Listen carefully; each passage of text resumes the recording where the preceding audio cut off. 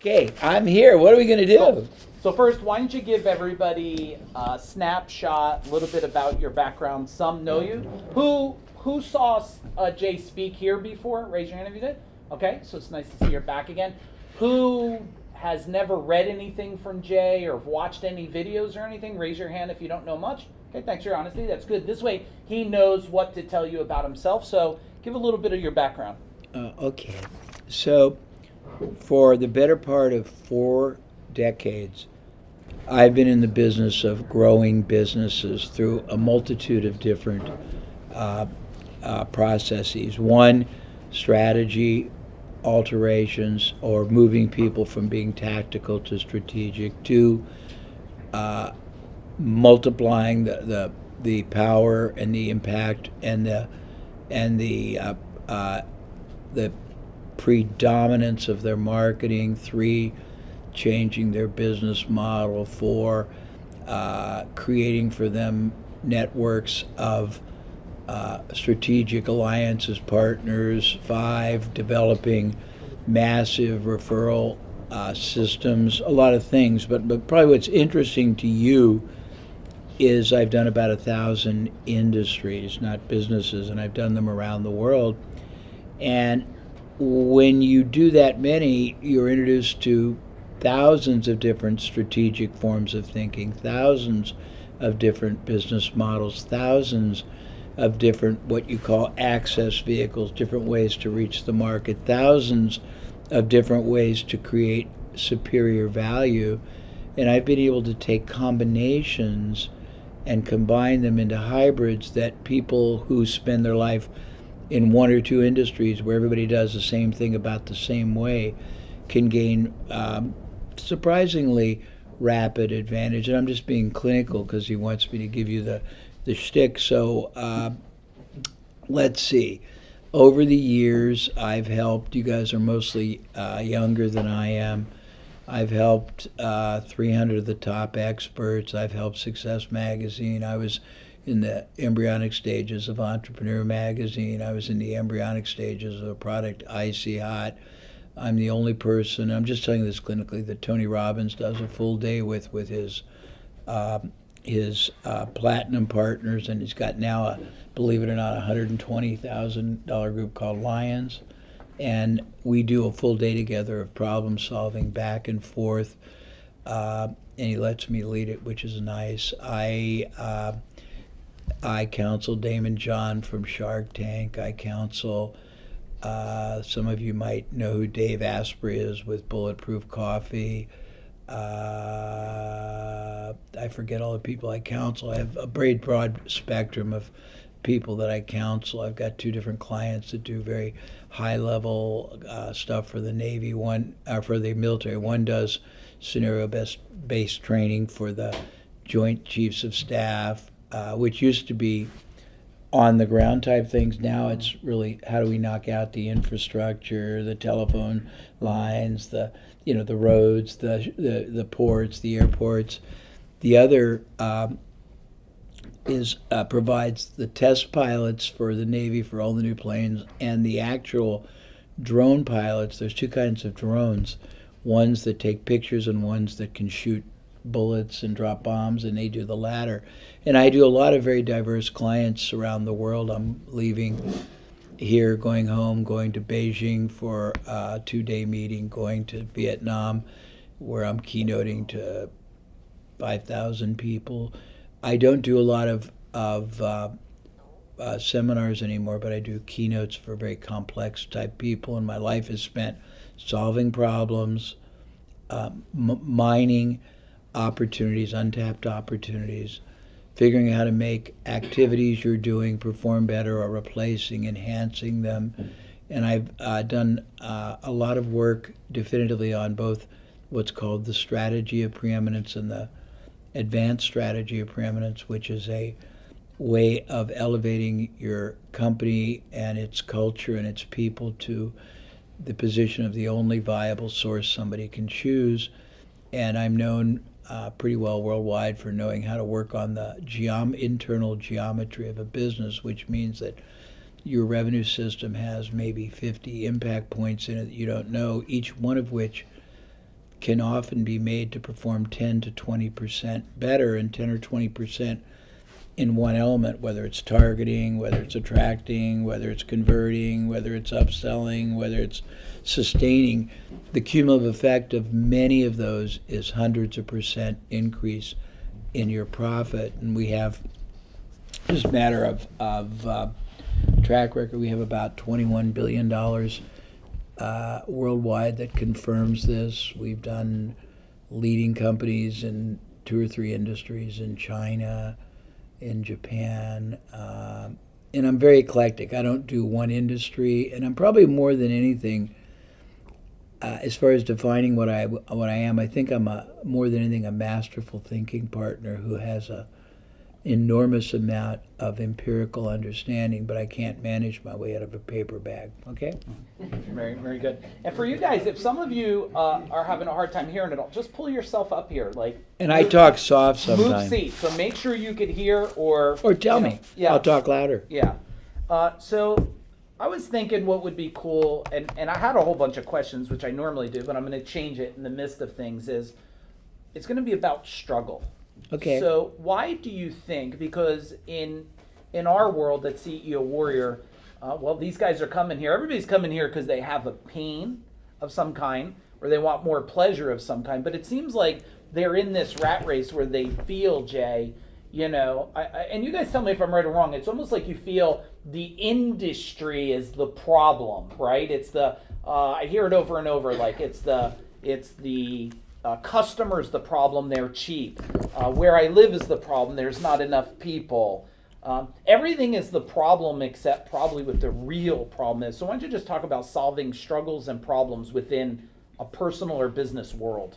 Well, I don't think you can really achieve what I'll call optimum success, and you have to define it. But if you're going to run a business, you got to decide ahead of time what you want that to mean, because so many people really don't run a business. They are hopefully decently paid employees of a job that they happen to own. They've built nothing viable. It has no net worth.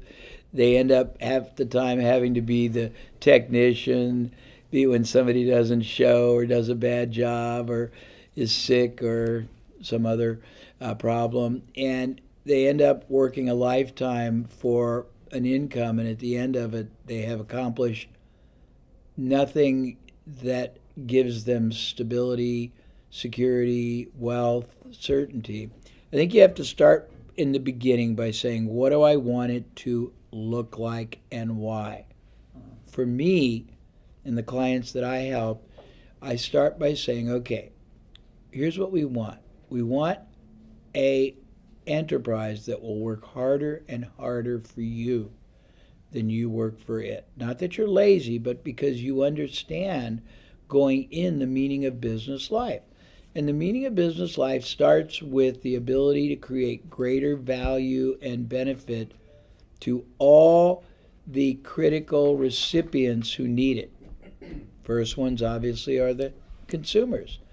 Second one are the people that work for you. Third one are the vendors. You need them all in your ecosystem to make it work. But if you're going to build a life, you got to decide, what do you want the business to be? You want it to be a constant stress case that is up and down, where you're struggling to make payroll and you're paying everybody but yourself and you can't keep good people? If that's what a lot of people abdicate to, but you have to realize that you either control your situation or your situation controls you.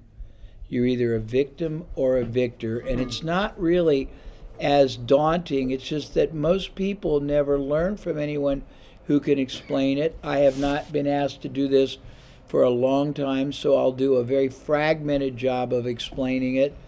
And then if you want me to reflect on it and try tomorrow, I'll try again. But let's start with a business that works for you. Okay, how's it going to work for you? Well, you need, first of all, some components. You need to understand sustainable marketing that creates 5 different factors. 1, continually predictable, current, profitable income. And profitable income can be one step or two. It might be you need a lead that doesn't make money, but a process that upgrades it within a reasonable time ethically. And we're presuming we're all doing this ethically with great integrity. Number two, you need a system that predictably creates sustainable future income, so it's not erratic and episodic.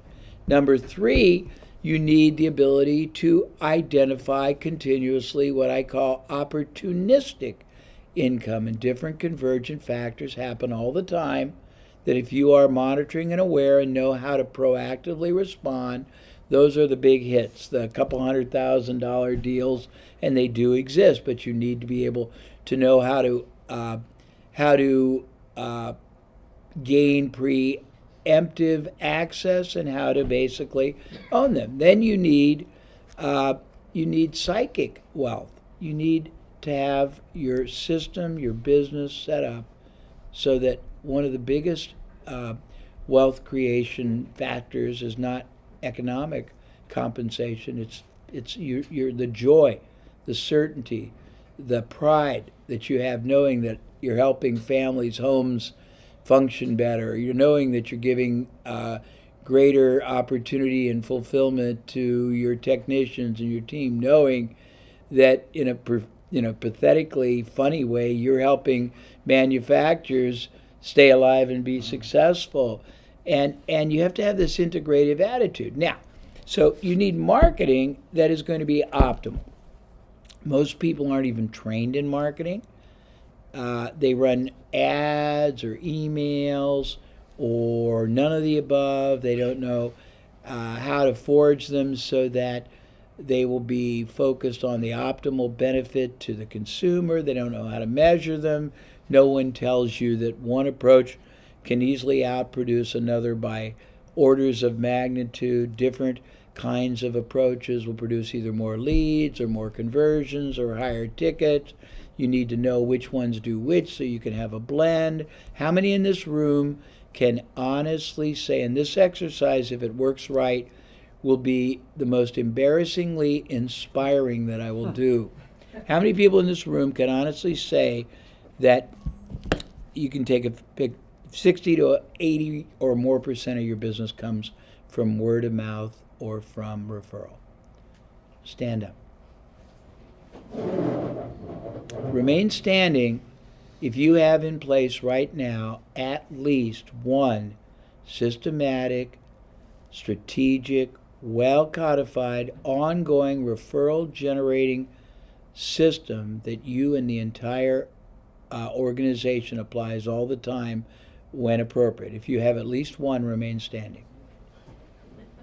Okay, great. Two. Do you have one? One.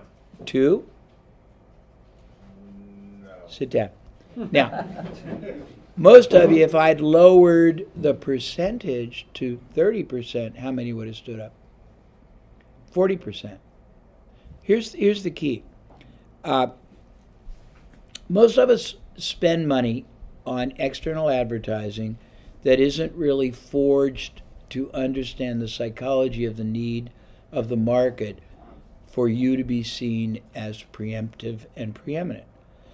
We spend almost no time, effort on referral generation. Now, let me explain what marketing really is externally and cold. It's the first outer periphery of trust building.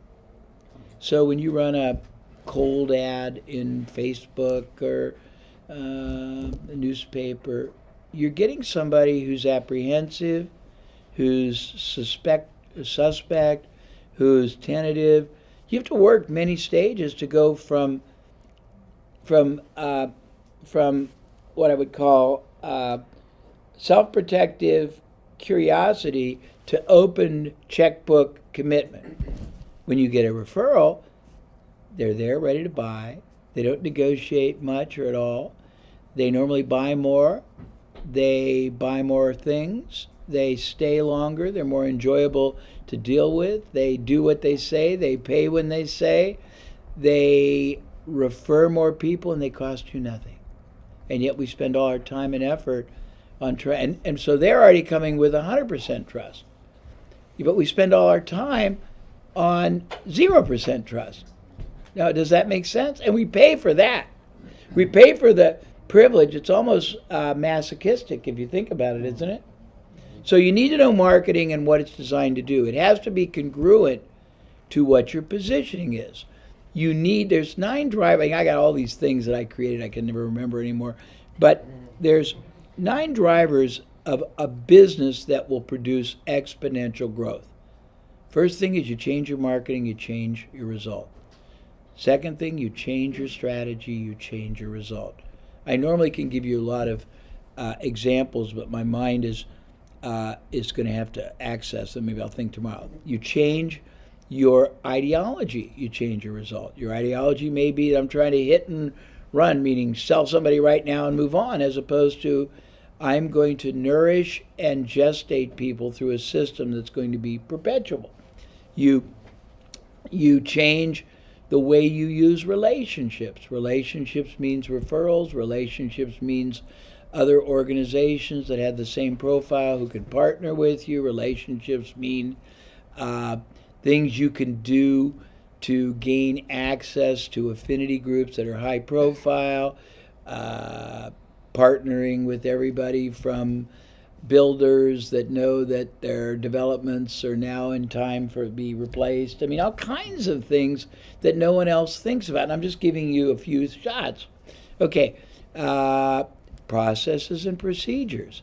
Wherever there is variation, or worse, there is no systemization, there is slippage. And if you have more than one person doing the same thing, you're going to have variation if you don't have a system that they have to adhere to. Same thing with selling. If you have many people selling for you, you're going to find that some are better at selling the inexpensive start, some are better at upgrading them, some are better at coming in and selling a whole system, but everyone's not going to be the same. Your job is to get unification if you can, and if you can't, to bring in specialists to do what they do best. For example, somebody may sell the $29 loss leader repair but can't upgrade, but they can sell that all day long, and somebody else may be able to come in with them and sell the $5,000 whatever replacement that they need genuinely because of authenticity. You need multiple, we call it a power Parthenon. If you can envision, because I don't really, there's a board up there. I don't want to do it. If you can envision a diving board, that's what most businesses look like to me. The board is your revenue. Think about one where they knocked down a tree and they used a part of a tree and a board, a plank. The plank's your revenue. The stump is your one driver that you're using you're dependent on. If anything happens to that, you're screwed, and anything could happen. One of your employees could leave, be hired away. The algorithms could change at Facebook, and your response can cut in half. The circulation of a newspaper drops another 50%, or they're raising rates. Everything is variable. I try to get my clients to have 8 or 9 separate strategic access vehicles going on concurrently to impact, pervade, access the market from as many vantage points as possible. Anybody here military? No. One? Couple. Okay. Couple guys, yeah. Well, if you know from military, there's a concept called force multiplier effect. Do you know what that is? Anybody? Would you like to know what that is, anybody? I would. Okay. It's a concept that you have a target. Let's say we're in war. I'm the general of one country, you're the general of another. Well, what I'm going to do is identify maybe 10 different attack modes that I'm going to deploy on you, either in an order or concurrently. And I might start with knocking out your infrastructure, your phones, your supply lines, airports, roads, shipping. Then I might drop bombs. Then I might have surface to air or water to air missiles. Then I might have drones come and attack key installations. And then there's a series of others. But I'm doing it not really caring. There's some strategy to it, but I don't care which of those salvos knocks out and wins the war. I just care that one does. So if you're accessing your market from multitudes of places, you have three wonderful things going for you. One, you're reaching them in different access modes because there are a ton of people in life that have expressed need, but procrastinate or equivocate on taking action because the issue and the pain isn't made significant or severe enough. Ask yourself this. What is it in your business life or your personal life that you know you need to fix, but you haven't?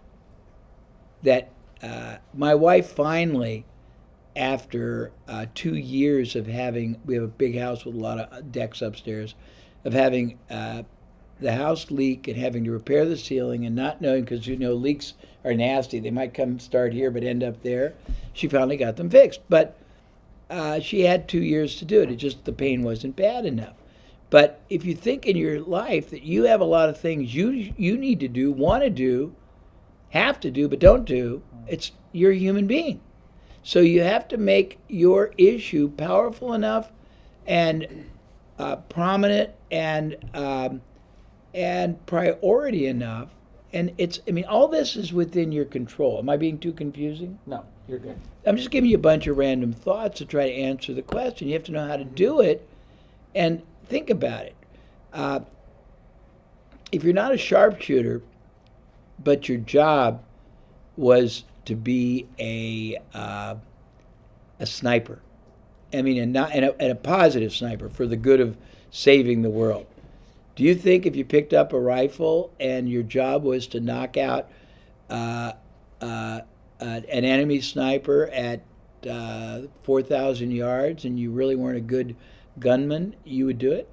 No. But if you had a rifle, if you had a bazooka, if you had a walkie-talkie who could give whatever they call Coordinates. Coordinates to a helicopter, what do you think the odds are then? Yeah. So you're trying to give yourself, here's the concept. Business is really simple. It's about a couple of things. One, it's about providing greater advantage, benefit, contribution to the market that they value, that their definition and yours are in alignment, than your competitor. It's about taking as much of the risk away from the transaction as possible. It's about having your entire organization, from the person that answers the phone to the person that does the install, the tech support, takes out the trash, all being on an integrated mission where they all see their role as helping to make that client's life improved. It's about you realizing that you have three categories of clients that you must serve. The first is the ones that pay you, the buyer. But the other two are the ones you pay. They're hitching their lives to your star. You may not understand it if you're a control-based, oblivious entrepreneur, which we can all be, but their lives are just as important. They look to you for fulfillment, purpose, security, stability. Your goal is to grow and develop them so that they feel more successful and they feel part of the process. And if they don't, then they feel disconnected and they can't be integral to the whole game plan. Your third client, believe it or not, are your vendors and your advisors. If you're better to them than anybody else, you're going to get preferred access. You're going to get intelligence. You're going to get first access to products. You're going to get knowledge when somebody's disgruntled at another place that you can hire. But it's an integrative game that you either play strategically or you play tactically back at the ranch. The other thing is advantage. There are, and I've been thinking about this a lot. Your goal in the macro sense is to put maximum aggregate ethical advantage and probability on your side of the T-square and move maximum disadvantage and ethical improbability on the competitor's side. And the only way you can do that is to, first of all, identify what the different gradients of advantage are. And that's a longer process that I'm just working through, but it's pretty exciting, don't you think? Yeah. Let me give a summary of Yeah, does something this for make you. sense? Or? Yeah, so you can take a drink and. Okay, thank so you. I thought that, first off, and I'm going to give you things so you can write it down so that you don't miss it. One of the things that Jay was just saying about the 3 different categories of clients. The first part, most of you are paying attention to the client that's paying you, delivering the service. And then constantly what I hear is this recruiting problem. Well, there's a lot of you want to hang your hat on, there's a declining deficiency of people who want to do plumbing and HVAC. I don't subscribe to that because in 10 years we went from 4 employees to 200 employees. But when we were 4 employees, I said the same thing you guys said. Well, there's nobody around and all the good people are taken and there's a deficiency. But then when I was 200, I was like, wow, there's no deficiency at all. There's a strategy that's missing, right? The other thing he said is, so the people that pay you, the people that you pay them, your employees, and the third one, the vendors, which Aaron and I were just talking about yesterday. And it's funny you mentioned that, Jay, was with our vendors, we pay so much time. Who gets emails from CEO Warrior anyway? Raise your hand. Do you get a fair amount of emails or? Yeah, okay. Well, I'm glad you giggled because yeah, one time somebody told me I was talking at a big convention and someone said to me, "Man, Mike, you send a lot of emails." And I said, "Yeah, but if it bothers you, just opt off the list." He goes, "No, I'm not going to do that." I said, "How's business going for you?" He said, "Well, it's a little rocky." I said, "I'm going to use well, you'll get used. Sometimes I curse. If you don't like that, pray for me tonight. It's fine." I said, "Well, why don't you send some more fucking emails?" Right? That's maybe why you're struggling. You're not keeping in touch. I think that's key. The other thing that Jay said was, identify the why. Have any of you took the time to write down why and what this business needs to give you? Because if you don't have clarity, and I did this on a video for the Warriors the other day, I said, if you think you hate this business you're in, whatever you do, you'll eventually hate. Because you better love this until you're good at it. Because otherwise, how are you going to get good at doing other things? You think, oh, well, I'll do better at a fishing business because I love to fish. Chances are, if you haven't figured this out, you won't figure that out. The other thing he said is you control your situation or it controls you. It's like the economy. When we were going through the last economy that they looked at as, they said it was close to the Great Depression. Rob and I never had a down year in 10 years.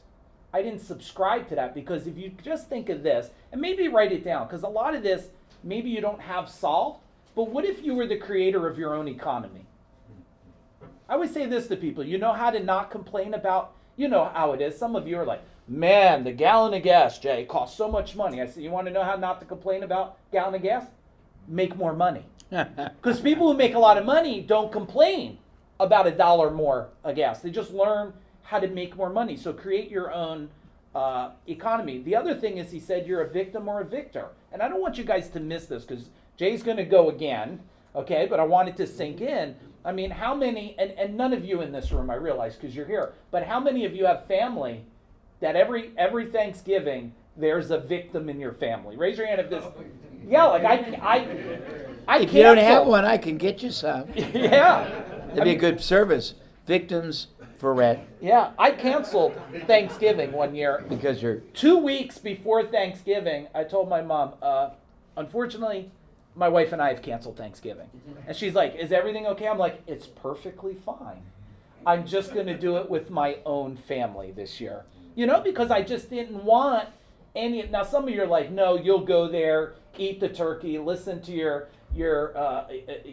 stepmothers or whatever's garbage, and then you'll go home and the under the table kick. Yep. Right? You'll kick them. It's time to leave. And then the ride home, you talk about them the whole time. I figured, well, that's such a waste of time. We just won't do that, and I'll just enjoy my family. Sustainable marketing.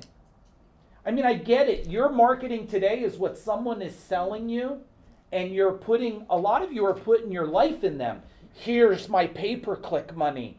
But you don't even understand some of the concepts, and you're mad it's not working, but you don't even understand the complexities on how fast Google's changing and Facebook is changing. And I'm not telling you to master it.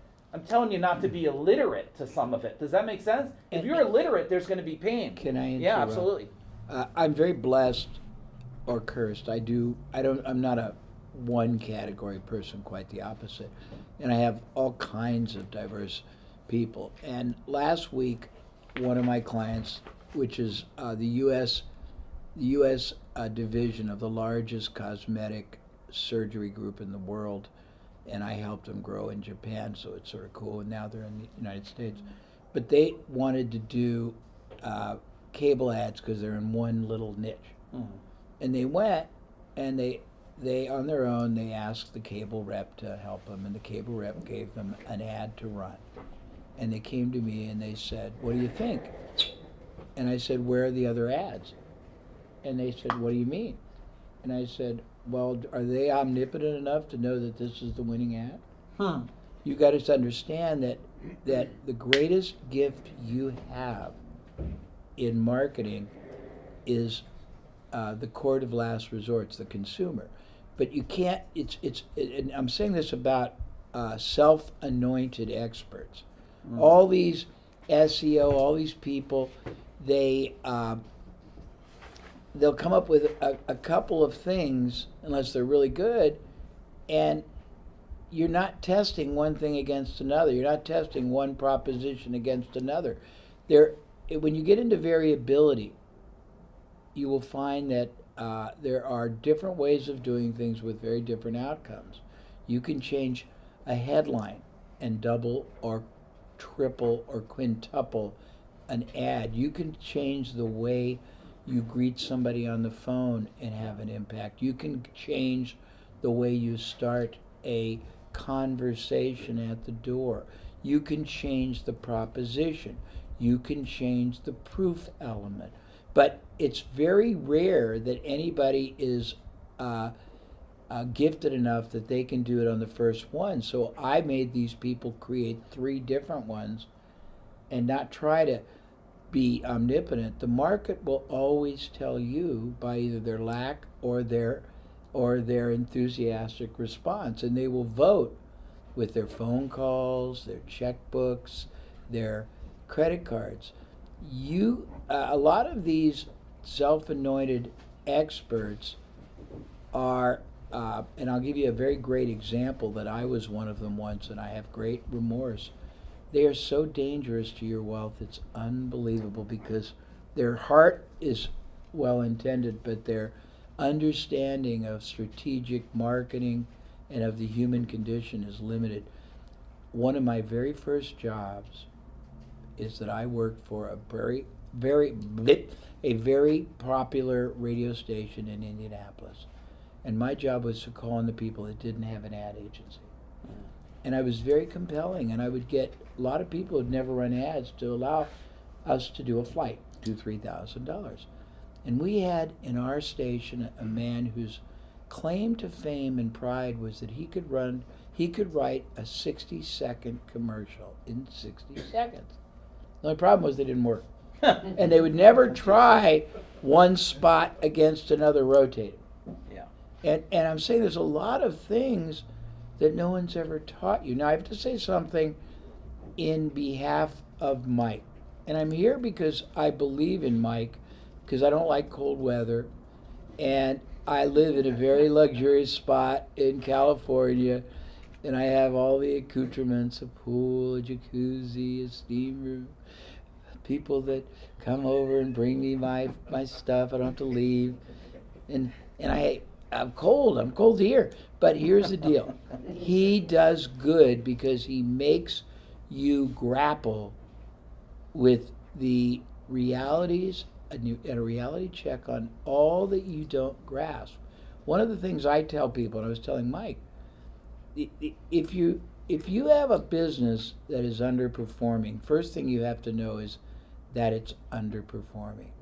And you can't know that if you don't know how much more is possible from time, effort, media, communication, interaction, prospects,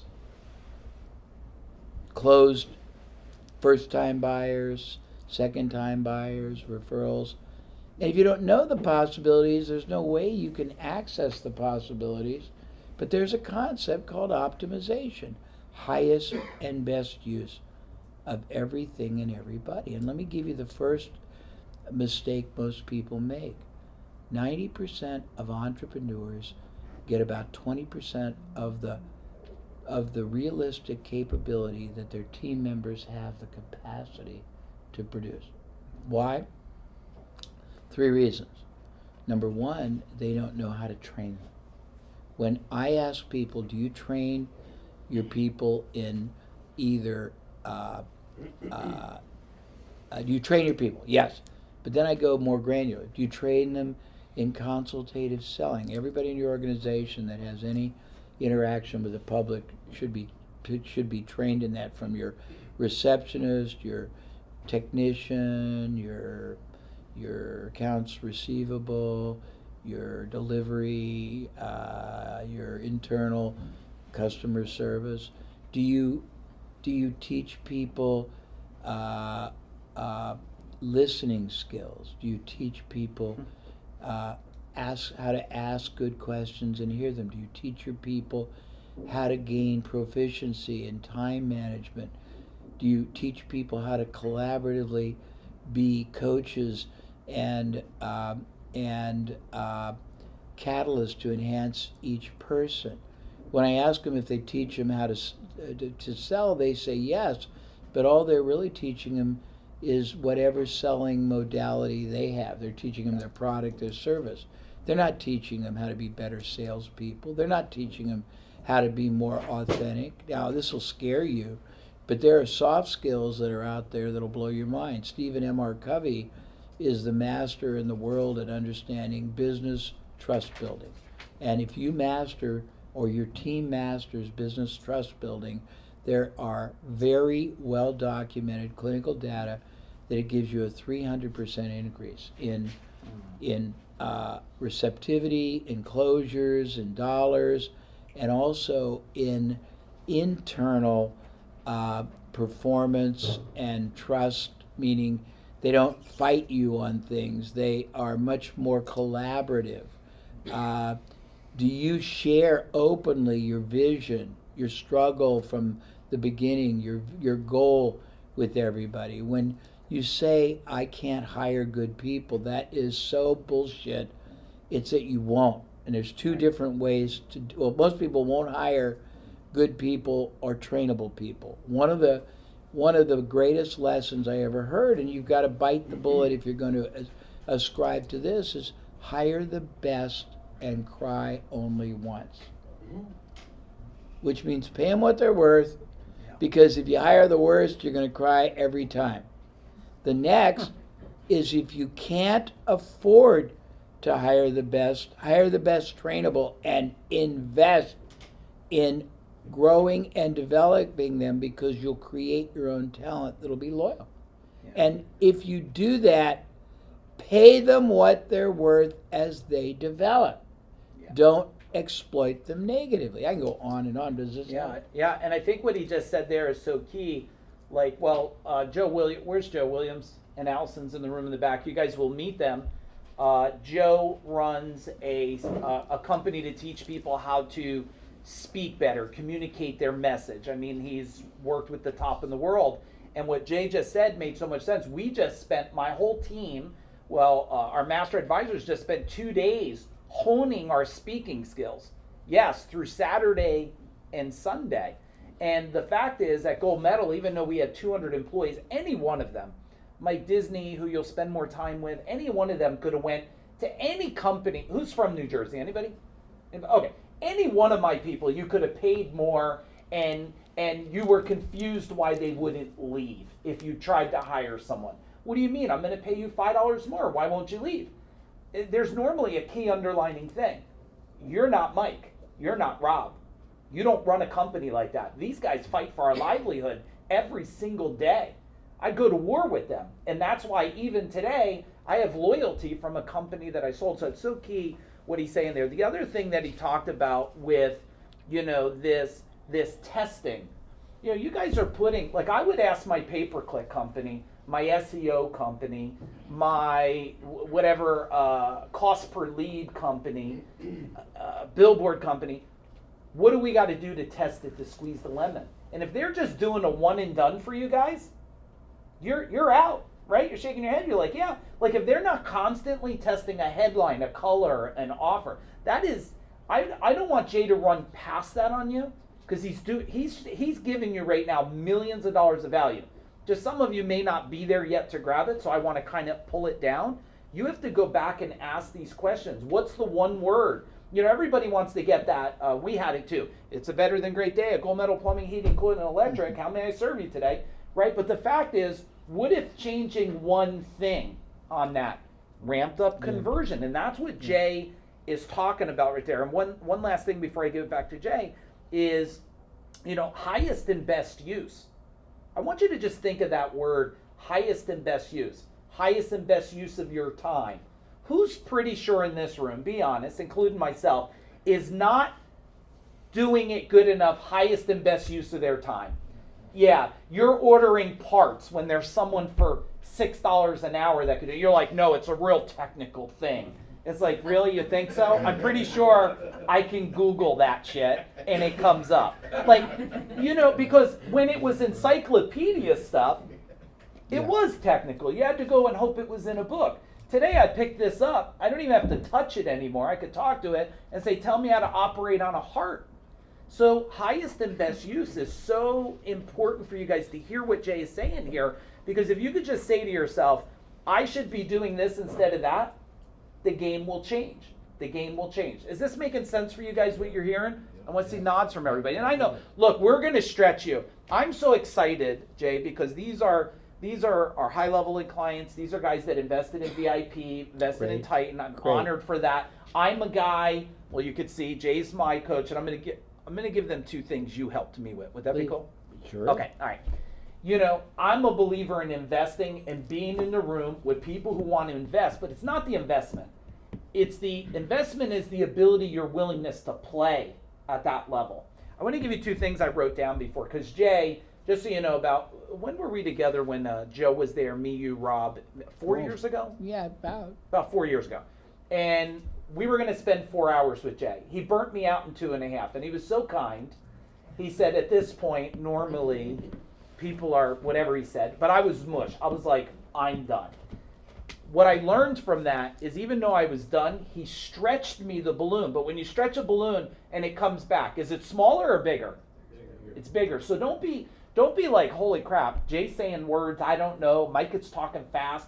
You're stretching, and that's good. Number two, and I want you to write this down now. Jay told me and Rob, and this was a critical point for us in exiting our company. And this is probably only 2.5 years ago. Brian's our son. Okay. Because I went and saw Jay. We were talking, and he goes, Jay's so kind, right? He's like, you and Rob, you got to fix the profit here. However he said, you got to fix the profit. Like, because people, what are you going to do? Sell a dog someday? I'm giving my words, not Jay's. We focused on profit. Now, we did double digits in the beginning. But when you start doing 25, 28 million, do you have to be good to do double digits, guys? Well, a lot of you aren't at 25 or 28 million, but you got to be good to do double digits. When he said that, and a bunch of strategies, we'll talk some over today, or Jay will share it tomorrow. We went to double digit profits in a year.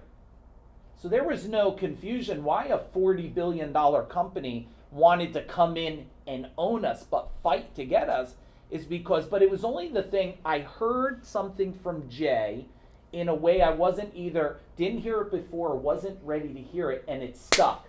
We must focus on profit and maximizing it. And whatever you give attention on, it grows, doesn't it? Whatever you put focus on grows, good or bad. If you put focus on, I just focus on fat and fat and fat and fat, well, you might just stay fat. You know, if you focus on the solution, then you're gonna get healthier. Does that make sense? Some of the stuff I'm sharing here? Absolutely. May I say a couple of things that'll excite you? So this is true. I could give you, and tomorrow maybe I will. I never know what Mike wants me to do, which I enjoy because I can be very free form, but it might be a little bit disgruntled, but disoriented for you. We tested one time 33 different ways of greeting somebody at a front door of a large furniture company. Wow. And one of them tripled closures. And I'll tell you what it is, so you don't have to guess. It wasn't what you would think. It wasn't, can we help you, or it's a great day. It was, and what ad brought you into the store today? And we just, we tested it, and we realized when it won 3 times more, same number of leads, same amount of advertising, no change in the ad, was that it moved control and leadership back to the salesperson. Yeah. You couldn't say, well, you have to say the Italian bedroom set. Oh, is the rest of your house Italian? Is it a new house? Is it, is it to replace something else? What are your tastes? And they got authoritative leadership. That was one thing I was going to say. The second thing is optimization, highest and best use, is a wonderful concept. Lamentably, you can't optimize until you at least have a context of not all, but a broader spectrum of options, opportunities, alternatives, and possibilities available, and the ability to judge them on different performance criteria. I've had many companies that I managed where we had multiple optimization theories. One would be that we had certain things that were designed to bring entry-level people in, and they were going to be at best break even, oftentimes short-term cash flow loss leaders. But concurrently, we would have other marketing that would be selling specific high-ticket products because we needed to balance out our cash flow. Other times we would have just straightforward service. But you have free will. Yeah. There's no law that says if you do more than one thing and you have multiple not goals, but multiple initiatives you're pursuing concurrently, you're going to be arrested and taken to the multi-marketers jail and charged with being too successful. Yeah. So think about that. What do you Yeah. want else me to talk?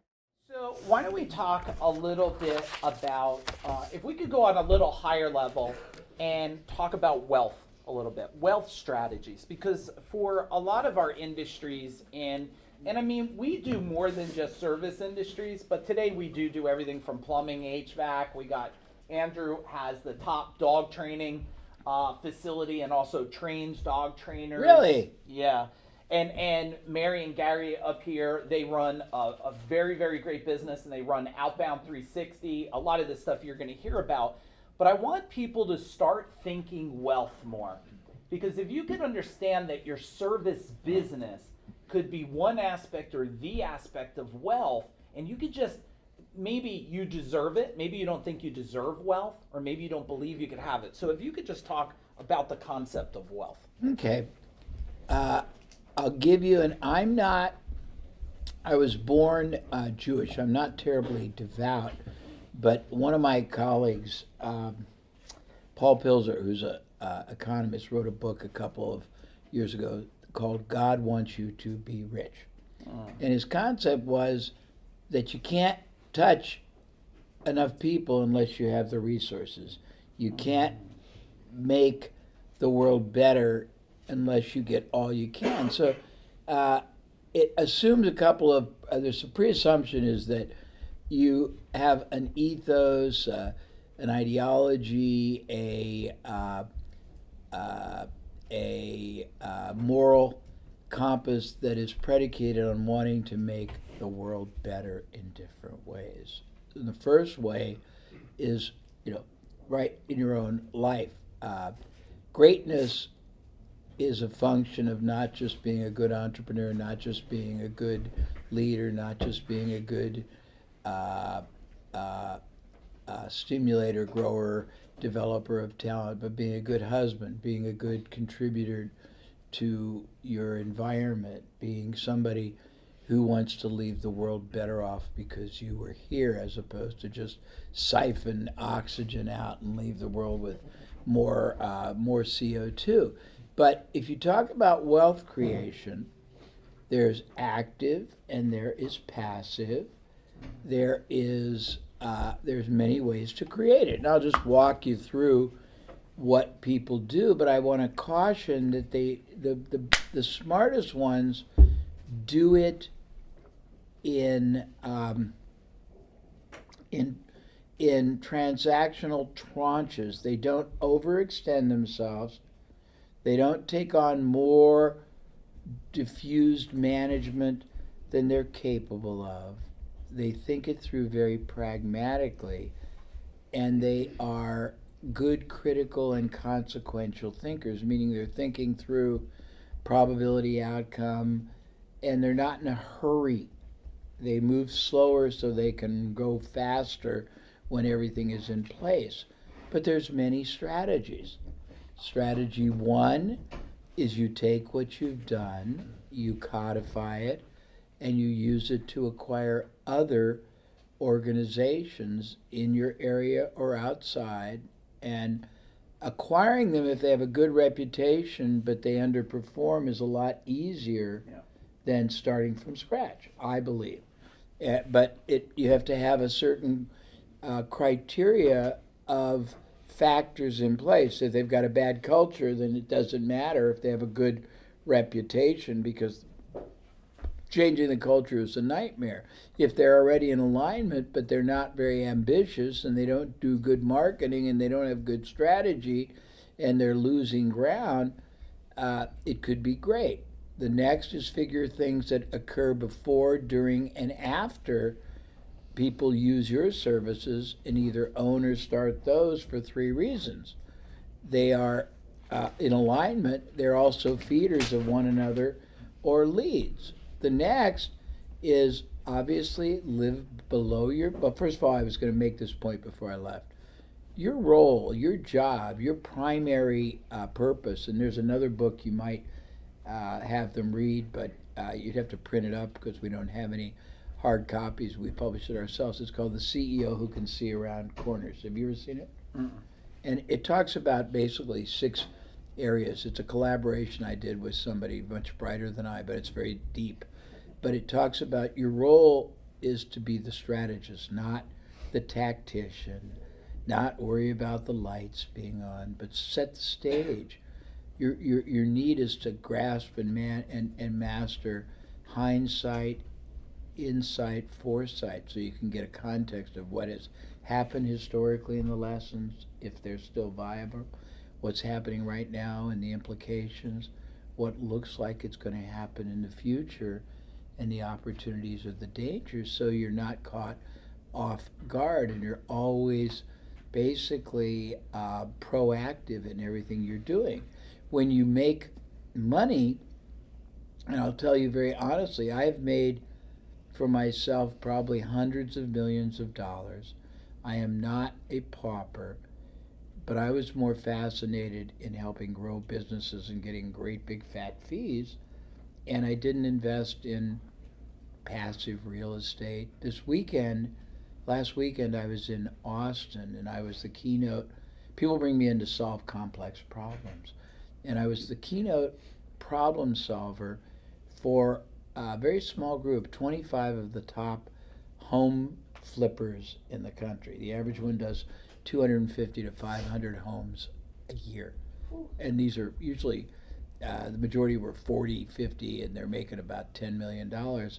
But they're realizing that it's ordinary income. Once they get the big house and the cars, they're all starting now to get the house under market, bring in investors, and not flip them, but own them and manage them. And the ones that impressed the heck out of me had 1,600 or 2,500 homes that were throwing off positive cash flow, were appreciating, and were working hard for them. Most of them had third-party management. But I think, I don't like minority interest in most things because unless the business is sold, you don't have a lot of control over it. Yeah.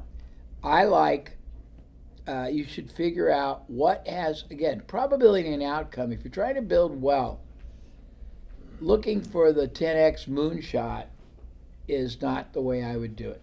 Yeah. Just because the odds are it's going to lose. I mean, look at the VCs.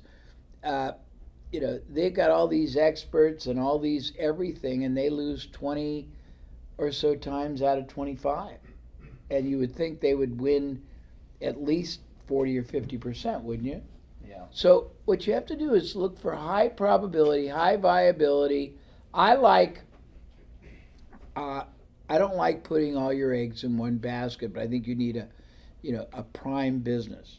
And I think as you make money, you need to look at optional ways to produce sustainable semi or pure passive income and asset appreciation that you can't screw up.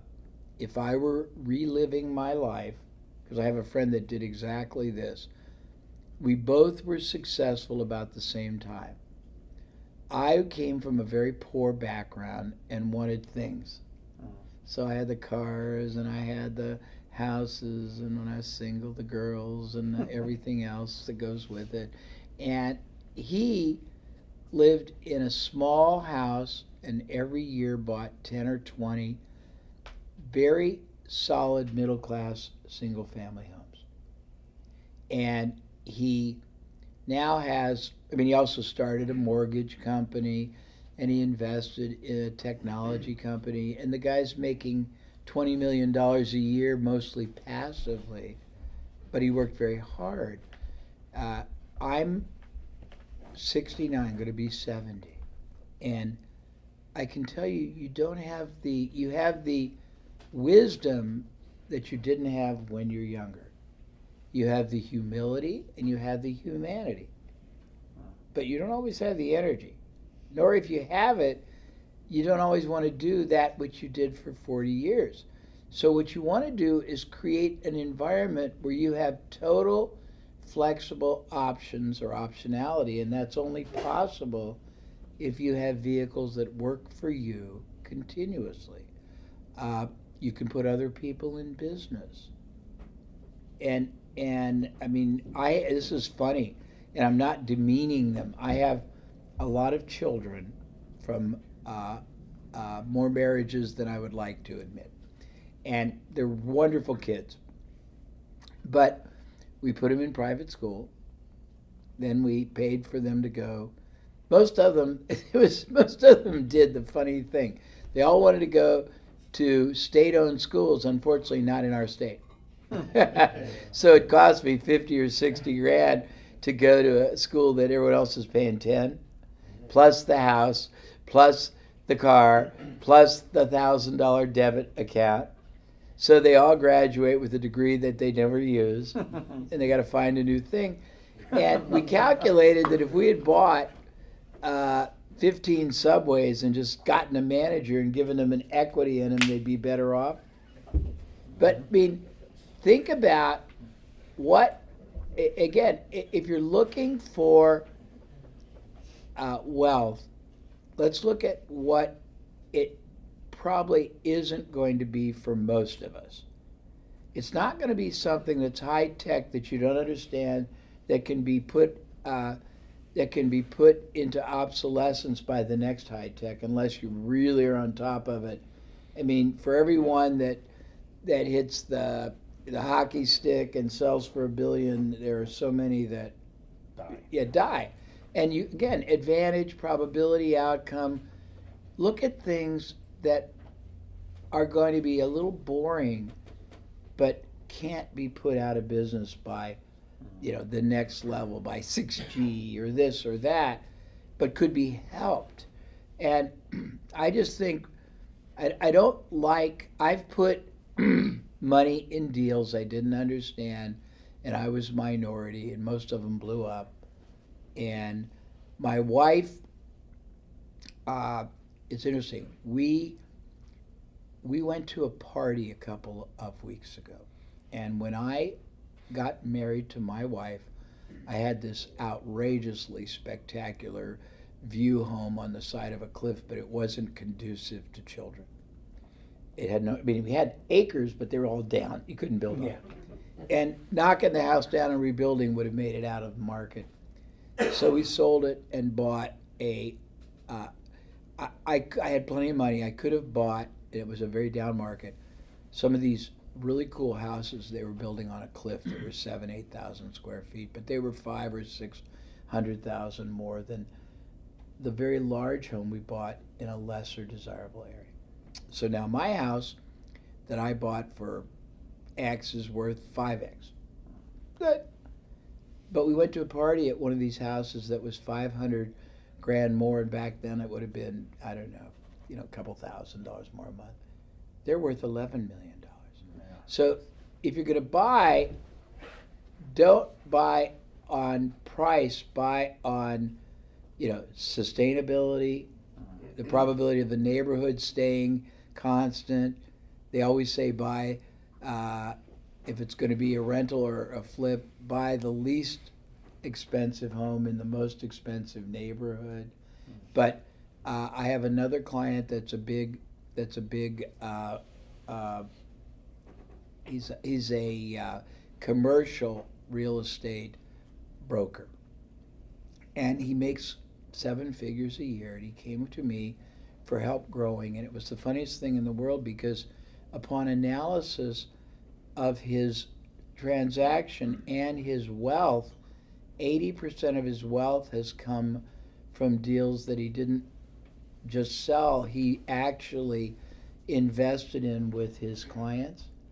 And I went to him and I said, why do you want to sell these things and make 400 grand when you've got money, and everyone you've partnered with, you've made millions of dollars? It makes no sense. But a lot of us don't spend time to analyze, correlate, but I think you all should be deciding when you're done, not when you're dead and not when you're incapacitated or Alzheimer riddled, but when you're done with what you're doing, or if you don't want to have to do it, you want to continue it as a labor of love, what vehicles can you create today that aren't outside your comfort or your knowledge or just your logic? If it doesn't smell right, it doesn't mean it's not worth taking a flyer. I wish I'd bought, because I could have bought it cheap, Facebook and things like that. But if you're going to invest for wealth, invest with a portfolio mindset and be hedged.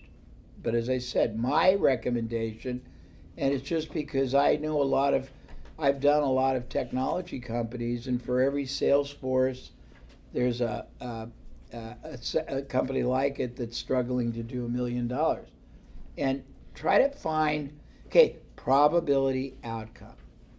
What has more certainty? And a lot of littles can be a better hedge than a little lots. In other words, I have a colleague that I help, and he's in he's got 2 different variations of a business. He's very big in CRM for martial arts, and he just started adding credit card processing. And the credit card processing almost exceeds the money from that. However, he was talking about all these little schools that are only worth $60 or $70. And we talked about the fact, but nobody wants them. If you could figure a cost-effective way that you didn't make any money in year 1, but you picked up not just in martial arts, but all the, what we call the orphans nobody wants, a lot of littles aggregate, and you're really well hedged. If you lose 10% of them, you're not going to be killed. It'll be just an inconvenience, but it's a lot of work, but it's harder to kill. there's lots of strategies. The first thing, again, if you're going to optimize, you need to evaluate your choices. And you can't evaluate your choices if you don't try to figure out what they are, how to get there. In other words, you might want to own a big apartment building. Well, if you own no real estate now, starting there seems to me a little dangerous. Maybe you buy every year one or two houses with high enough equity that you won't be hurt if anything happens in the economy. Either interest rates change, or or values drop, or you have to change prices, because it'll always either cash flow or break even. The key to, there's a lot of trite adages, but you want to be able to come back and win and market another day. And I would never, in the beginning of anything you do, take a flyer on anything that had a high speculative and a low probability. And I would look for things that were enduring. In other words, we have a big house, but it's old, and it's 30 years old, and everything is breaking, and all the paint's worn out. It's like a body. And we had this wonderful painter who's been with us for 20 years, and his family, and his son just came in, and he said his son wanted to learn a skill. And I said to him, well, the one thing is, I don't think that technology is going to put you out of business. It might give you tools, but maybe they'll be able to bring a machine and it'll just do it, but it's improbable for a long time. You want to look at what is not going to make it obsolete. And there's always going to be innovation, there's always going to be consolidation, there's always going to be alternative ways of providing it. But what has endurability? And what has optimally, what has sustainability in any kind of a scenario? What I like about single family homes, just me, is that in a good market, when people can't afford a house, they go there. A lot of millennials don't want to own anything. In a bad market, when people are losing their house, they go there. Now, it's a little bit of a tragedy, but I'm looking at probability and outcome. So to me, you allocate every year what I call a wealth investment. And I can't talk about stocks in the market because I've never been good at it. I will tell you that I gave my wife $100,000 about 18 months ago, and currently she has 500, but she could easily have 90. I took from a client about a year ago $45,000 or $50,000 of not Bitcoin but Ethereum, which is worth about $15,000 today. So I don't like passive things I can't control, but I like assets that I know can be controlled by a management to produce passive income. I'm not explaining it well, but does that help? Yeah. Let me give you guys some translations of some things if it's cool. I think, well, Dean Jackson's the one who told this to me. He's an amazing marketer out there. And I don't know what his philosophy is. Is it similar? Yeah, he probably learned it from you. I don't know, but it's about the oak tree. When do you want to plant an oak tree? Oh, right. When you can afford it. Yeah, when you can afford it. Not when the sky's falling. Or 25 years ago, or today, right? There's a couple times when to plant an oak tree. And I think wealth is, planting the seed first for you. The other thing, I'm going to give you two things that I believe helped me by connecting a lot of pieces from great things that Jay has given me over the years, Tony Robbins, all these guys. Rob and I spent time with Kevin O'Leary and these guys. One, be on a mission. Write that down. I'm not talking about a mission statement. I'm like, be on a mission and love the mission. Like, love the mission that you're on. For me, we're really clear at CEO Warrior. Our mission is not just to help business owners. This is a stepping stone to removing suffering from the planet. We understand that. If I can remove suffering from some of you, you will remove over time suffering from others, and maybe your family has suffering. So the fact of us removing suffering from the planet is the big picture. Next thing, someone told me, and I wish I could remember who, it's right before we started CEO Warrior, they said create a movement. And a movement is in the service industry. We had a movement at Gold Medal, and we had a mission. We knew what we were doing, and we loved the mission. So if you look at Create the Movement, that's why if you notice everything in CEO Warrior now is Warrior Global. The third part, and you should write this down, live both of them. You have to live it. Very few of you probably ever see me wear anything different the last 5 years than a CEO Warrior shirt. Not because it's marketing. I can market on Facebook. It's because I'm reminded every day to live within that mission and within that movement. It's my reminder for me. The other thing which I take away from Jay is think about leveraging things. You know, you don't need $1 million to win. No. You could have a couple dollars to win. And if you can think about leveraging, I always meet a business owner who tells me, yeah, I'm successful and I have no debt. And I'm like, well, how much successful would you be if you had some debt? You know, that's that poverty mindset. I have no debt. And then the leveraging mindset that you hear of these guys out there at Shark Tank, well, people, smart people say, yeah, I'm going to leverage that in a smart way. The other thing is, you know, which I want to go to this next because Jay's the best in the world at this, how to take assets and create them into opportunities. Like I was telling him about this building when we got it, and he started just going on this thing. Well, what do you do about the parking lot when it's not used? And what do you do about in the building when nobody's there? And what happens during nighttime? And I'm like, holy shit, I never even thought about this. Half of it I haven't even put in place, but will you talk about underutilized assets they have in their business? Mm-hmm. Yeah. Well, let me start with two parallel universes. Probably some of the most valuable assets you have are intangible and are not recognized.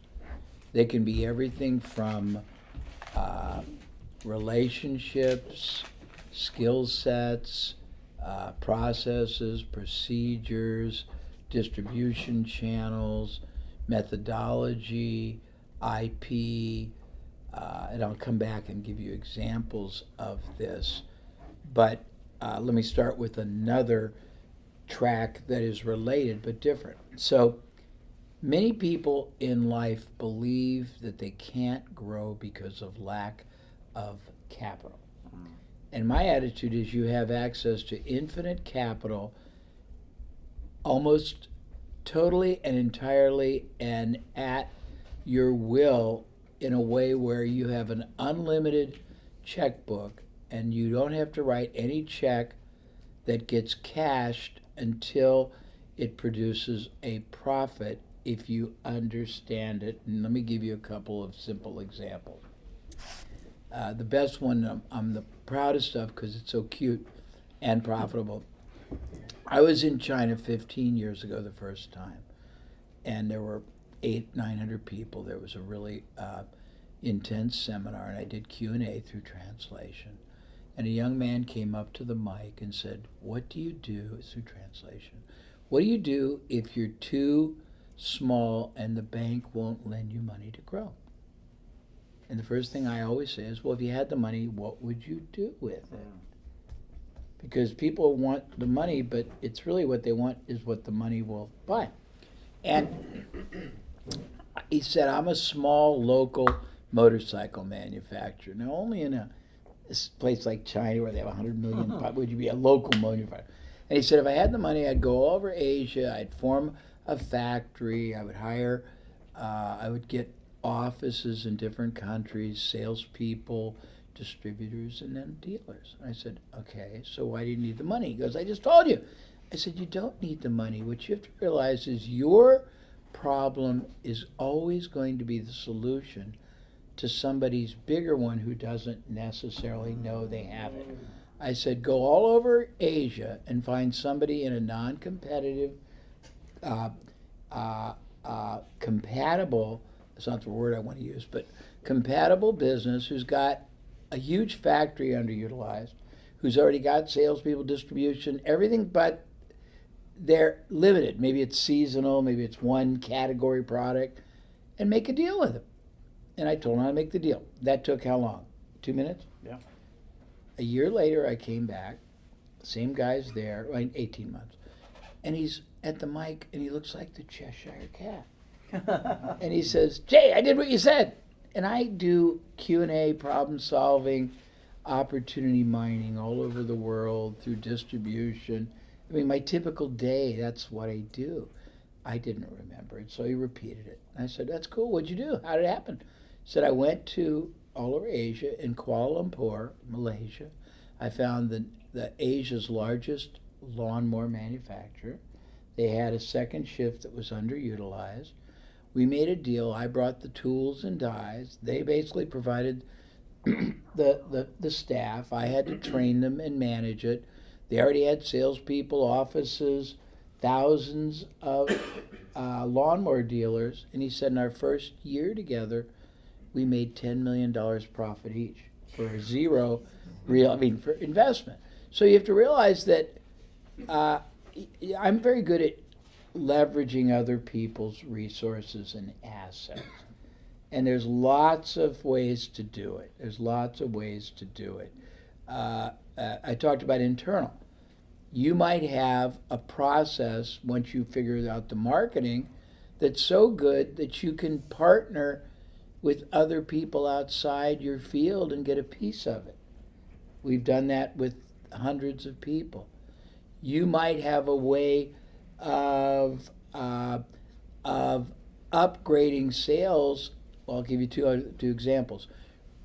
We had a car wash guy years ago who had mastered a method of upgrading to the premium car wash package that was something like 5 times more frequent than whatever the average was, and he was making an extra 20 grand a month from that.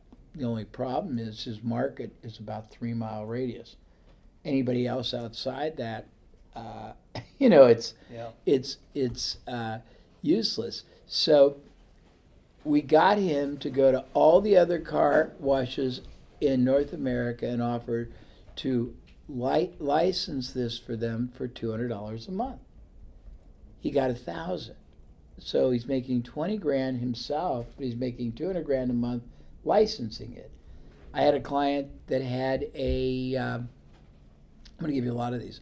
I had a client, this is fun, that had a lumber mill, and he was a fanatic about kiln drying. And kiln drying is the biggest expense and the biggest outcome factor in taking timber and converting it, because it can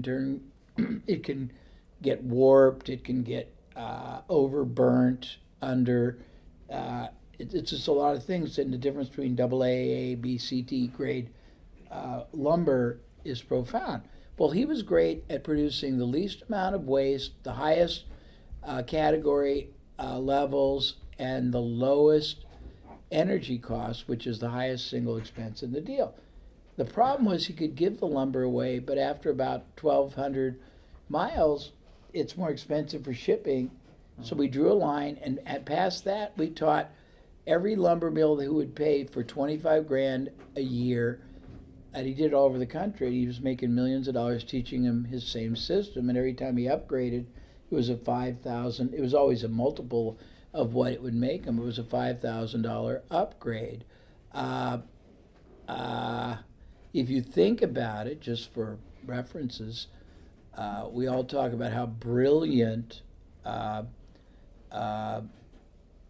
Microsoft founders were, and Bill Gates. What they did, their brilliance wasn't really in creating anything. They bought it, flipped it, but didn't sell it outright. Yeah. People don't know. Everyone talks, and you may be too old now. Howard Hughes' dad is the guy that made all the wealth. Howard Hughes pissed away more. He just had a regenerative money machine that he couldn't outspend. But his dad created a drilling bit that was so great that he would never sell it. He would just lease it by the job. So you could never buy it. And that was the sense of that. There was a guy in, pretty cool, there was a guy in Northern California, and this is really cool, who loved Porsche automobiles. I don't know if all of you love them or if some of you have them, but he could never afford them, but he loved them. And he found out that a smaller dealership in one of the smaller cities was coming up for sale, but it needed $1 million to close the deal and operating capital, and he couldn't even afford. He couldn't. I don't want to talk too fast. He couldn't even afford the Porsche, but he went ahead and he got the papers on it and the prospectus, and he went to the, to the National to get all the rules and regs, and he perused them, and he found not a catch, but he found a provision that he interpreted different than anyone else had, but he was legally correct. You can put a brand new car out, as a demo. It can be driven, I don't know if it's still the law, for three months or 3,000 miles and be put back into inventory as new and sold at a slight discount. With that piece of knowledge, he ran ads all over Northern California that said, drive a brand new Porsche every year for life for a one-time investment of $75,000. He got 200 plus people to do it. Now, here's the cool thing. It wasn't debt, it wasn't equity. They got the right to do this. But what happened were three things. One, half of them didn't do it all the time, breakage. Half of them bought the car. All of them became great referrers and non-compensated salespeople. He got the money for the dealership plus another $1 million or so for operating capital. Zero payback, zero interest, zero equity. I mean, that kind of stuff, is that the kind of things you want me to talk about? Yeah. And let me give you guys some to think about for your company. Here's a couple I thought over the years. We grew fast. We didn't need to do it. But how many of you, I'm sure there's some in the room, wanted a salesperson, but you're not sure if you had enough work to give a salesperson? That ever happen? Okay, some of you.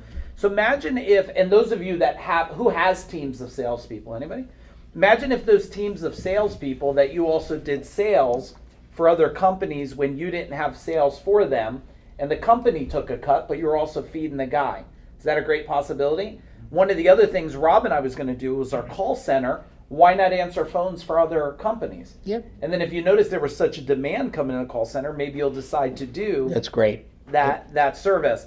Home shows. Who does home shows, street fairs, anything like that? What about if you also offered additional services that were not the same as you, but something a customer wants? So let's say windows and doors or something, and you don't do that, and everybody who bought from that, you took a percentage cut of that.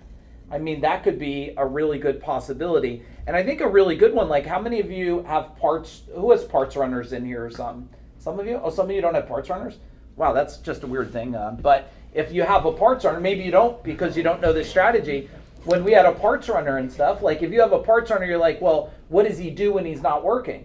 Well, you stick his ass in some kind of sign truck and you drive it all around the demographic area. You know, we had a sign truck and we drove it and we told them always be kind, but they would take a part in New Jersey, drive around, they would beep at our competitors and wave kindly to them. And everywhere the radio station was at, every diner, the guy would pull into the diner and get a bacon, egg, and cheese sandwich. And because if they're there, they're going to see that stuff. So if you could just start to think of what Jay is thinking about here. What about, who's in the HVAC business? Okay, so you guys are, like me, you're yanking back all the scrap and you're hoping your guy didn't steal it. You're hoping it doesn't get stolen by the backyard like gold medal around the corner. Well, what if you had a guy that came, gave you top dollar, picked it up at the job, and the reason why he would give you top dollar is because that guy, hopefully Dave Lewis is on. Dave Lewis runs a rubbish company. He's a Centurion warrior in New Zealand. If he went and picked up our garbage, what if then he asked the customer, is there additional stuff that you've been wanting to get rid of? Now that is a benefit for us. Mm-hmm. We get paid. it's a loss leader or a new leader for him. Are you starting to understand wealth in a different way? That there's streams of it everywhere. You're just in your little bubble. So what I want Jay to do, just for about 5 minutes or so, is tie a ribbon around this. And then I'm going to get Jay out of here tonight because he's going to come back tomorrow. Who's excited to see Jay again tomorrow? Okay, awesome. Let's see. Jay? So can I add a couple of things? Absolutely. So to show you the spectrum of interpretation, and if you can call my office, we had somebody create a document, 100 OPRs, other people's resources you could access. And it's some of it's funny, but it's pretty cool. You talk about your parts truck. We had a client that was in the delivery, the pickup and delivery from hospital of specimens, urine samples, blood, etc. And that's a very time critical thing. But once they've delivered it, they're deadheaded, right? Until they go pick more up. We went to a bunch of the regular non-critical time delivery services, and their problems are they have to own the trucks, they have the insurance, they have the dispatch, they have the drivers. We already had all that. We just had empty coming back. We said, why don't we take over all your deliveries? We can eliminate 90% of your overhead, and we'll split. And we consolidated 2 or 3 of them, and we made more money from the back end than we did the first. You're talking about something else. I was I go back 40 years. I was one of the first people to figure out the loss leader tune-up concept in your industry. Yep. And we did it back in the early 80s or late 90s. And I had one company that was the largest in Dallas, and they were killing it. It was working so well that they couldn't handle all the calls, but they didn't want to invest in more trucks or people. And he thought he had to throttle it down. I said, well, there is another approach. Find a company that has integrity but is very much underutilizing. Give them magnetic signs with your name on it. Give them your uniforms and pay them over, because we already had the metric to know that every $29 made us whatever, right, $2,000. And I said, well, just let them be extensions of us. And we did it instead of spending $5 million on people. But I mean, there's all kinds of inventive ways to do that. One of the most wonderful things, and this is, it's pretty cool. Do all of you know how AARP got started? Y'all know what it is? Most of you do? Okay. So years ago, a company called Colonial Penn was created with a high focus on group type selling. And they were struggling. And they were not doing well, and they weren't breaking into a lot of groups. And after a couple of years, one of the new directors said, well, let's rethink this. If we can't penetrate a group, why don't we start our own so we have a captive client? And they started AARP so they would have a client, which is pretty interesting. I'll tell you another story. We had 2 clients in Australia, well, 3, that were really interesting. One, early in the game of CRM, he was selling very expensive CRM for entrepreneurs, and they were about 50 grand back then, a long time ago. And he was running every trade magazine. He was getting about 1,000 leads, and he was closing 3%. And the first thing I said was, so you're spending 97%, and I think he was spending 100 grand a month, roughly. For the story, it works whether the indication's the same. 97,000 was being wasted, right? 3,000 was making him money, and the other 97 was being wasted. And I said, well, most of those people, I mean, a CRM system isn't that exciting. So if they're inquiring, it's probably because they want one. It's just that yours is either too expensive, you don't have good terms, too many bells and whistles, not good financing. Why don't you go out and find somebody who's got a great basic system but can't market their way out of a paper bag, get the rights to it, at least in your markets, and then put some bells and whistles on and give that person 5% because a royalty is probably going to make them more than they're selling. And we started downselling for $5,000, and it became the profit, and the other became the lead. The 50,000 was the lead to get. It was the vehicle that got the lead, and the contrast between 5,000 and 50. But we were able, after a year or two, to upgrade half the people. I mean, it's just amazing. And I have a whole course on this that you've gotten before, relational capital. Yeah. And I have no problem with your high-end people if you wish to give that to them if you haven't. Awesome. And if they do, I'll have to give you a context of how to use it or they'll get daunted. But I've done billions of dollars using other people's resources and paying on the, results. And I've bought the rights to things. I mean, I could tell you stories that will just boggle your mind. But the point is, you got to appreciate two things. Almost anything you want that you don't think you can afford, whether it's other offices, whether it's storage, whether it's equipment, whether it's manpower, whether it's expertise, technical, you can acquire if you can prove results by converting it to a share of profit, sales, savings, number one. You need to know how to metric it. Yeah. Number two, if you can't get someone to provide it on a payout, if you can metric it and analyze its annual yield, you can get an investor. So let's say that you figured out that if you could run $50,000 worth of ads a month for a $49 tune-up, and you did it right, that 50 is going to make you in the first year $400,000 each 50, or whatever it is. But the yield on it is what? The gross yield, like my brain, doesn't matter, but let's say the yield is net 80%. Well, do you think there aren't investors out there that wouldn't put the money out for the first money's back? Of course they would. I mean, you just have to look at it. I mean, you have unlimited availability to do anything you want. You just have to be open-minded and not conventional. Is that what you wanted me to say? That's awesome. That's awesome. So, guys, this is what we're going to do. I'm going to let Jay's going to head out tonight, and then I'm going to stay in here while I say goodbye to him. And then I'm going to tie things up, get you guys ready for tomorrow. So let's give a big round of applause for Jay. Thank you. Appreciate it. Thank you very much.